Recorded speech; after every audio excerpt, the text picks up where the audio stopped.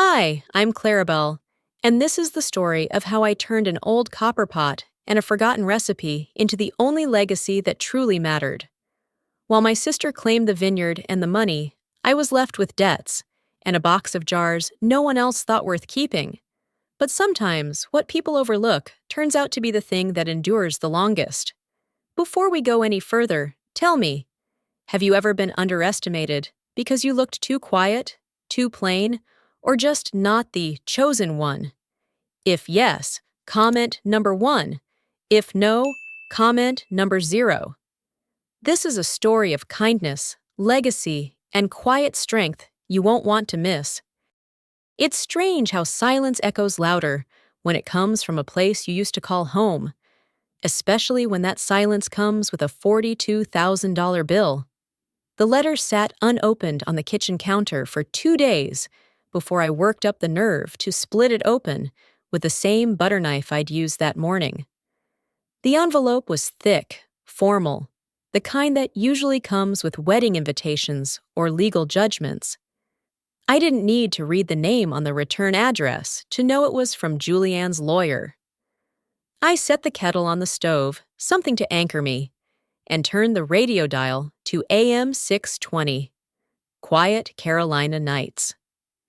Soft fiddle music and a man's voice reminiscing about the snowstorm of '93 filled the kitchen, a kind of comfort I didn't know I needed. The kettle hissed gently. I poured the hot water over a bag of Earl Grey and let the steam warm my face before picking up the envelope again. Inside was a copy of the estate transfer. Julianne Nash, sole beneficiary. The vineyard, the savings account, the Buick parked under Mom's old carport. Everything, all neat, notarized and final.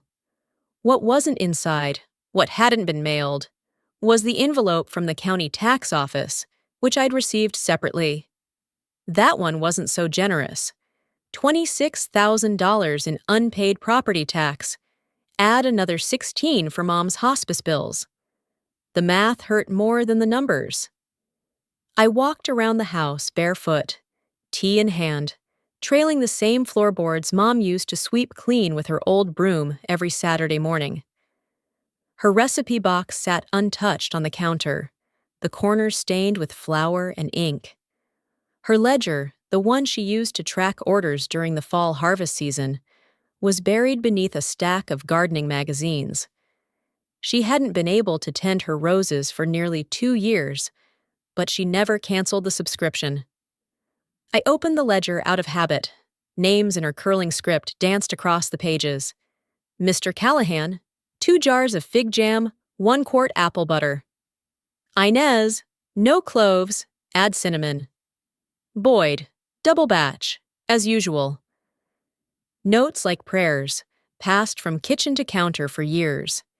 And then near the back, penciled in soft gray. Winter pear butter, always requested before Christmas. The smell of pear butter was the smell of holidays in this house. Mom used to stir it on low for hours, humming while the snow fell and the radio played Perry Como. I remember helping her label the jars, clumsily tying gingham ribbons, while Julianne scrolled through catalogs in the other room. Now the kitchen felt like a shell, same stove, same copper pot, but no voice humming, no spoons clinking in rhythm. Just me and the ghosts of better seasons. The phone rang, not the cell. The landline, only people from town still used it. I let it go to voicemail, but curiosity pulled me back. It was Julianne. Her message was short. I had the lawyers send everything. There's nothing left to dispute, Clary. Just move on. It's not personal. It's just how things worked out. I sat back in the kitchen chair and stared out at the frost gathering along the windowsill. It wasn't personal, she said, as if erasing me from Mom's will had been a clerical error. The tea had gone cold. I stood, opened the cupboard, and pulled down the copper pot. It hadn't been used since Mom's last batch. She'd been too weak to lift it after that. I set it on the stove, wiped the inside with a clean cloth, and opened the fridge. A few ripe pears sat in the back, bruised but usable. Sugar, lemon juice, the basics. I returned to the ledger, flipped to the recipe page, and traced my finger over Mom's instructions. There was something in the way she wrote her measurements. Never exact, just suggestions. Enough to coat a spoon. A pinch until it feels right, as if trusting someone was the last ingredient. Then let's start from here. Mom's ledger didn't just hold recipes.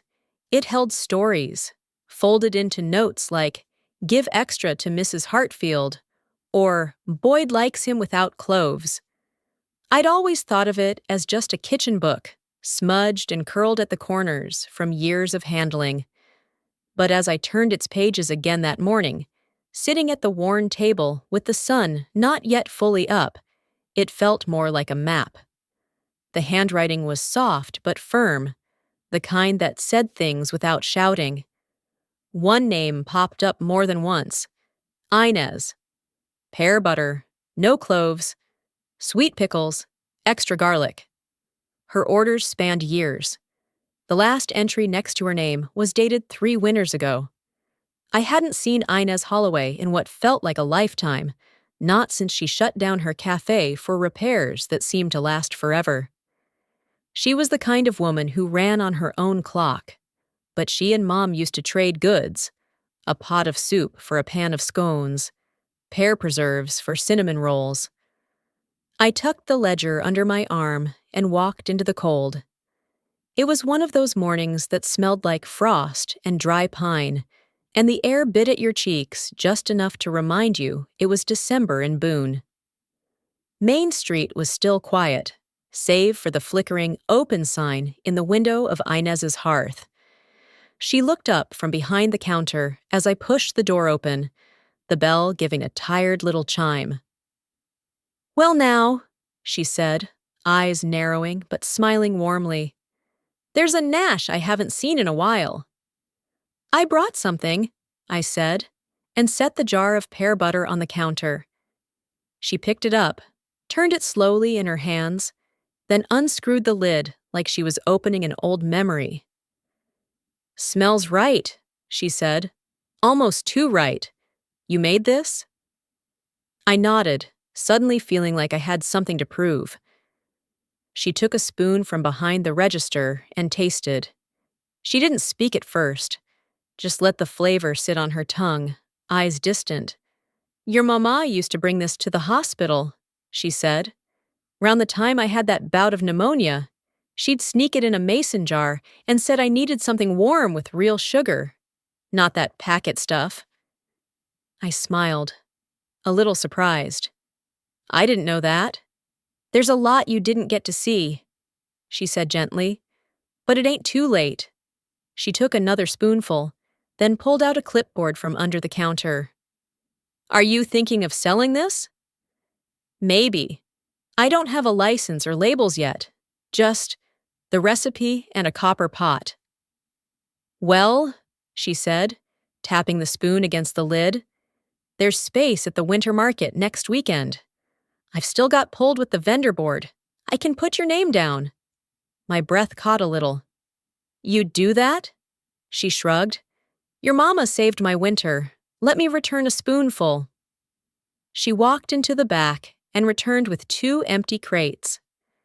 "These'll hold about 20 jars if you pack 'em tight. And label 'em nice. Folks like a handwritten touch. Make it feel real." By the time I stepped out of her shop, the sky had turned from steel gray to the faintest powder blue. I cradled the empty crates like something sacred. My fingers tingled with the cold, but my chest felt oddly warm. Back home, I dug out the ingredients: pears, sugar, spices.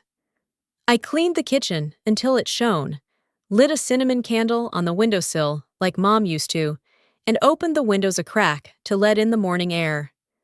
The copper pot clanged as I set it on the burner. As the mixture began to simmer, the smell filled every corner of the house. I stirred slowly, letting time stretch, just like Mom would have. At that moment, I was sad because I missed my mother, but also happy because I saw the true value that my mother wanted to leave me. Her trust and love led me on a new path, but still had a lot of her affection. If you sympathize with me, please leave a comment number 9 in the comment section below. Now, let's get to the next development of this story. Later that afternoon, I lined the jars along the windowsill to cool. Each one had a label with my handwriting: Winter Pear Butter, Nash Goods. I stared at them longer than I should have, then flipped back to the ledger and scribbled a note under Inez's name. Gave extra. Still owed Mom a winter. That night, I pulled the thick quilt over my shoulders and sipped hot cider on the couch. For the first time in a long time, the house didn't feel quite so empty. The next morning, Inez called. "Got you a corner booth by the pine wreath stand. Let's see if Boone's ready for a comeback." Some people walk into a market to browse. I walked in, holding 20 jars of something I hoped could buy me back my name. The winter market had always been a town favorite, small but proud. The kind where half the booths offered things you couldn't price on Amazon: hand-knit scarves, wood-carved angels, soap that smelled like someone's childhood kitchen. I used to go with Mom, just to hold her tote, while she compared jelly textures and argued over vanilla bean strength. Now it was me behind the table, not quite sure if I belonged. Inez had helped me set up early. She brought table skirts in cranberry plaid and a thermos of her spiced cider. I laid out each jar with its handwritten label, tied soft twine around the lids, and slid my mother's old ledger beneath the table for luck. Above it, I propped a wooden sign: Nash Goods, Pear Butter, hand-stirred. People began to trickle in as carolers hummed on the far side of the lawn. Kids dashed between booths, gloves half on, half off, sticky with peppermint. The first woman who stopped at my booth looked like someone who might have been in Mom's book club. She picked up a jar, turned it, and held it to the light. "Is this Lucinda Nash's pear butter?" she asked, squinting at the label. I swallowed. "Same recipe. I'm her daughter." She smiled. "Your mama had a touch. I used to buy 6 jars every December." I blinked back something that wasn't quite tears. "Well, we're back." She bought 3. Cash. Word spread faster than I expected. By noon, I had to dig out the second crate. One man said the taste reminded him of the holidays before his wife passed. Another asked if I could ship to Florida. Someone called it real food, like that meant something again. I was refilling the cider cups when I heard her voice. "Clary?" I turned and there she was.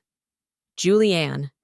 Sleek wool coat, dark lipstick, not a hair out of place. She held 2 paper cups of coffee, her nails perfectly manicured in frosty mauve. She hadn't changed at all, but the way she stood back, as if trying not to get dust on her boots, that part felt new. "I didn't expect to see you here," she said. "I could say the same." I brought coffee. She held 1 cup out. "Thought you might need something warm." I took it without saying thank you. She sipped hers, eyes scanning my booth. "It's nice," she said too evenly. "Folks seem to like it." "They do."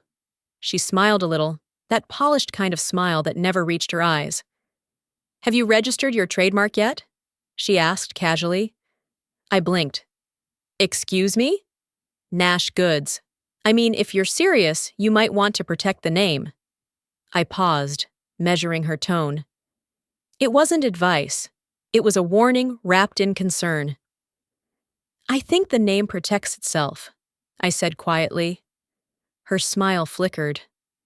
"Well," she said, placing her empty coffee cup on the edge of my table like she'd left me a tip. "Good luck with everything." She turned and walked off, heels sharp against the brick. Inez sidled up beside me a moment later.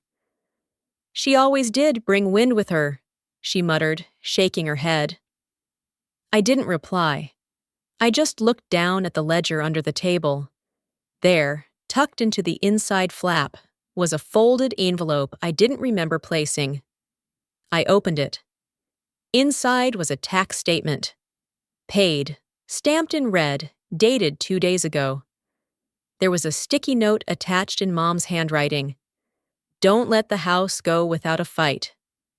Julianne had said I couldn't pay it off with jam. She was wrong.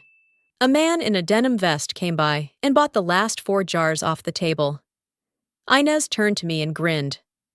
Well, sugar, she said, guess you're sold out.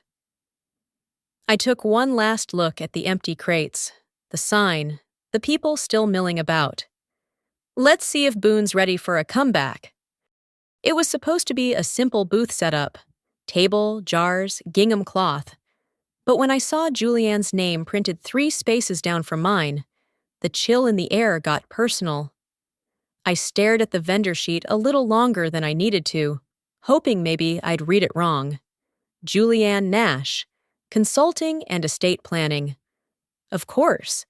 It wouldn't be enough for her to show up at my table with a paper cup and a frozen smile. Now she had a booth of her own, right at the heart of the winter market's holiday extension. Inez looked over my shoulder. She's persistent, I'll give her that. She's something, I muttered, folding the list and tucking it deep in my jacket pocket.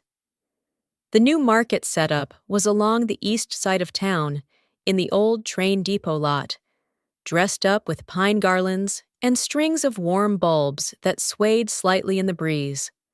I hauled the crates from my truck bed with gloved hands, the metal biting even through wool. Today was colder, sharper than the last, the kind of day that made your breath curl thick in the air and your toes ache no matter the socks. I set up my booth like I always did, pear butter in neat rows, a thermos of cider on the corner, and a small stack of recipe cards tucked into a wooden box. I'd even added a holiday ribbon to the chalkboard sign this time. Everything looked cozy, honest, until she walked up again. Clary, Julianne said, coat flaring behind her, smiling that same stiff porcelain glaze. You really brought the whole farm stand aesthetic today. I looked up. Some of us still believe in standing for something. She tilted her head. And some of us believe in standing out. Her booth shimmered with minimalism. Silver print brochures, a crisp white tablecloth, even a small looping video on a flat screen that I was sure cost more than my stove. A younger man stood beside her, likely an assistant or intern, nodding like a bobblehead every time she spoke. Estate planning really caught on in towns like these, she added, gesturing vaguely to the crowd. Lots of people wanting to protect what matters. Funny, I said. Mom used to say the same thing. Only she meant people. Julianne's smile flickered, but she didn't answer. I turned back to my table. A woman holding a toddler came up and asked about sugar content. While I explained the ingredients, Julianne lingered, hovering like she might say something meaningful. She didn't. It wasn't until later, when I took a break and circled the booths for a breath of space, that I saw it. A woman standing at Julianne's table, nodding politely, brochure in hand. She was older, hair pinned back, scarf crocheted thick around her neck. I recognized her from the church choir Mom used to join in the winters. Julianne said something. The woman nodded again. Then her eyes drifted toward my booth across the aisle. I don't know what made me do it, but I walked over. Mrs. Grant? I asked gently. She looked at me, startled. Oh, Claribel, dear. I didn't recognize you. Julianne's face remained perfectly still beside her. Glad to see you, I said. I just wanted to say, if you ever want pear butter like Lucinda used to make, I'd be happy to set a few jars aside. Mrs. Grant's eyes warmed. I remember those. She brought me some when I was in recovery back in 2016. Said sweetness helps bones mend faster. Julianne spoke, low and smooth. We were just discussing the benefits of asset protection. I nodded. That's important. But sometimes sharing sweetnesses too. Mrs. Grant gave a small, quiet smile and walked over to my booth. I didn't look at Julianne. I didn't need to. Her silence spoke louder than any retort. That evening, after the tents were packed and the cider poured down to its last half-inch, I sat in the truck and checked my phone. No new orders, no messages. Just one email from an unfamiliar address. Your product carries more than taste. Let's talk about investment. There was no name, just a number and the subject line, Boyd. Boyd hadn't spoken to anyone in town since Lucinda passed. So when he called me just past sunrise, I knew it wasn't casual. The call came through the landline, rattling the house with its old-school ring. I just finished folding towels, still in my robe, the kettle halfway to boiling. I picked up, more curious than cautious. Clarabelle? The voice was unmistakable, raspy, low, with that lingering Carolina drawl. Yes, sir. This is Boyd Garrett. I figured. A long pause. I saw your name on the winter market list, Nash Goods. I waited. Lucinda used to leave me a jar of pear butter every year, even when I didn't order one. Said I looked like I needed it. I smiled faintly. She said it helped you sleep. Another pause. Then, you still got any left? Just a couple jars. Well, I got a porch and a checkbook. He didn't say more, just gave me an address off Dry Creek Road and hung up.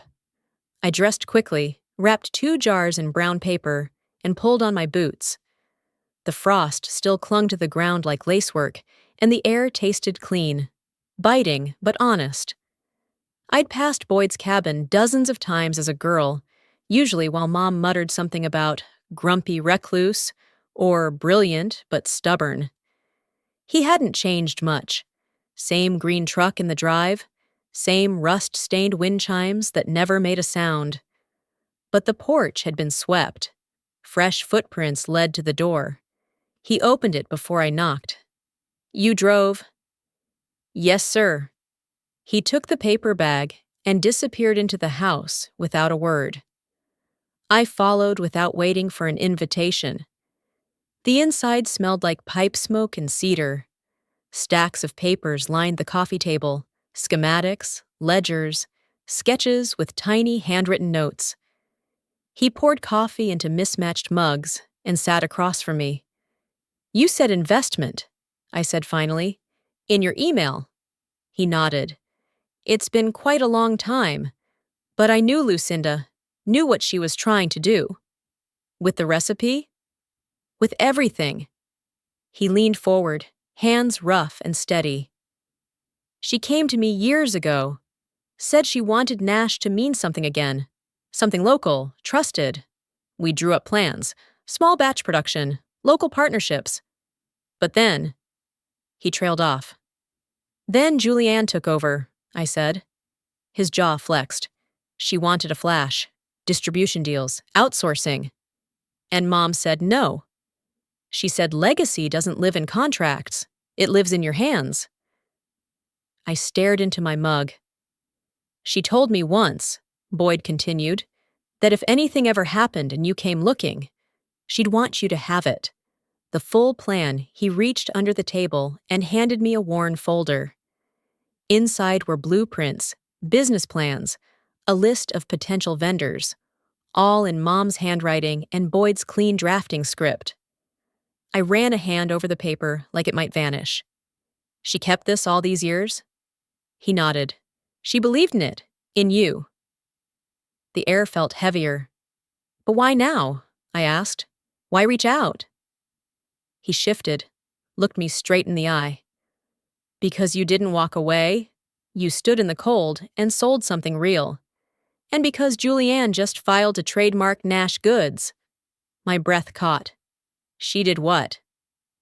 Filed last week. I got wind through a contact in the state office. Thought you should know. I stood up too fast, the mug shaking in my hand. She doesn't even believe in it. She believes in control, he said flatly. I paced the floor once, then stopped. I don't have the money to fight her. Boyd tilted his head. You don't need money. You need proof, and someone willing to stand beside you. He tapped the folder. That's the first. I'll be the second. I blinked at him, unsure whether to cry or scream. He poured me another cup. You still stir with that old copper pot? Every batch. Then we've already won the first round.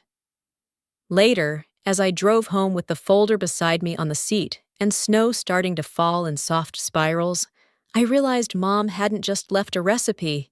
She'd left a blueprint. And now I have one too. I didn't plan to post anything, but at 3:12 a.m., after reading Mom's note for the 7th time, I clicked Publish. The post was short. Just a photo of the folder Boyd had given me, Lucinda's handwriting clear and unmistakable. I didn't add drama or commentary, just her words, scanned directly from the margin of the blueprint. If she comes back, give her everything. She's the only one who remembers why this mattered. Then I attached the legal draft, the original name registration for Nash Goods, dated 3 years earlier than Julianne's filing, witnessed by Boyd. I clicked Publish. Then I turned off my phone. By the time the sun rose, I'd already made 2 batches of pear butter and packed a box for the food pantry. The house smelled like cinnamon and steam. I kept the radio low, tuned to the gospel hour. Something in those harmonies always reminded me that grace isn't loud. It just stays.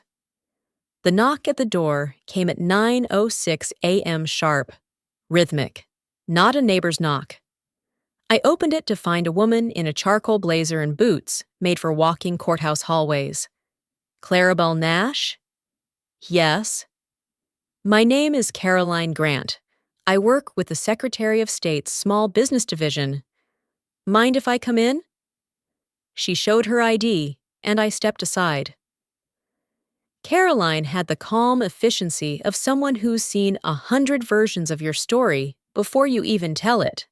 She sat at the kitchen table, scanned the papers I offered without flinching, and only paused once, at the line in my mother's handwriting. She meant it, I said. All of it. Caroline nodded. I believe she did. Then she added, We've had 3 calls this morning, one from a local attorney who says he's representing the original estate plan, one from the Chamber of Commerce, and one from a Nashville buyer who read your post and wants distribution rights. I blinked. Distribution? Regional, for starters. Farm-to-market specialty. They think it's authentic. I nearly laughed. It's pear butter. She smiled. It's a story, a name, a reason to trust a label. I looked down at my hands, still sticky with syrup and flour. Caroline reached into her bag and pulled out a small certificate. Your name has been restored to the original Nash Goods registration. Julianne's claim is under review, but unless she can produce proof of origination, it's void. My throat tightened. She may still contest it, Caroline added, but between the evidence, the community response, and the publication timestamp, I'd say you're in a strong position. I nodded, unable to speak. She stood, gathering her bag. One more thing. Someone left this at the office this morning. Said it was overdue. She handed me a plain envelope, no return address. Inside was a check, $42,000. In the memo line, just 4 words. For the house. B. I leaned back in my chair, stunned. The kitchen was quiet except for the soft hiss of the kettle on the stove. I didn't cry. Instead, I got up and poured 2 cups of tea. One for me, one for the empty seat beside me. Later that afternoon, Inez stopped by. She didn't knock, Just let herself in like always. Heard you made headlines, she teased, pulling off her gloves. Accidentally, I muttered. We sat at the table, passing a fresh jar between us. She tasted it, smiled. Then she said, "You've done more than preserve a recipe. You preserved a voice." That night, I updated the website, not with a press release, not with a sale.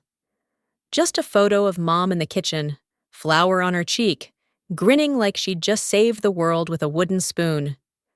Below that, I added a simple note. Still made in Boone. Still stirred by hand. And it wasn't long before the orders started trickling in. Not thousands, not overnight, but enough. A retired teacher in Asheville ordered 3 jars for her daughters.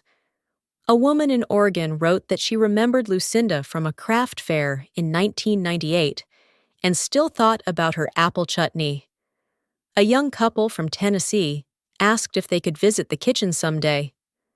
I never planned for any of this, but standing at the stove the next morning, copper pot bubbling with the first winter batch of the new year, I finally understood what Mom meant when she said, "You don't need to be loud to be lasting." I looked out the kitchen window, sunlight dancing across frost-tipped pine, and whispered, "We're still here. We're back in small batches." Some legacies arrive in brass plaques or polished speeches. Mine came in a copper pot, in quiet recipes, in the faith of a mother who left me everything that truly mattered, just not on paper.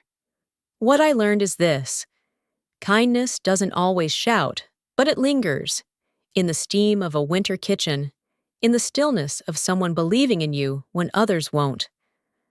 When we stop judging people by their silence or their scars, we make room for stories that deserve to be heard. So maybe today, offer something sweet, without needing to be seen, because sometimes the smallest batch carries the richest truth. And if you'd like to hear more stories like this, I'd be honored to share them with you through this channel. Please consider subscribing so you won't miss the next one. Thank you for listening. And may peace find you wherever you are.